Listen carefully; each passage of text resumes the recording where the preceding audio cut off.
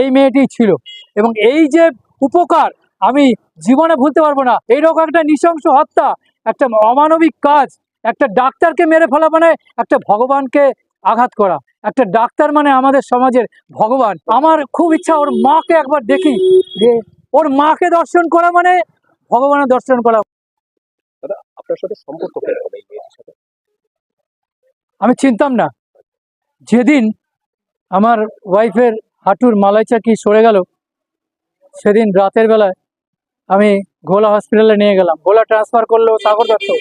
সাগর দত্ত আমাকে ট্রান্সফার করলো আরজিকর। সাগর দত্তার যিনি ইনচার্জ ছিলেন তার আমি হাতে পায়ে ধরলাম, যে আমাকে এত দূরে পাঠাবেন না, আমার মেয়ের কলেজ আছে, ছেলের কলেজ আছে, আমাকে রান্না করতে হবে, আমি ইলেকট্রিক স্টিলে চাকরি করি, হ্যাঁ আমি কিভাবে চালাবো এটা।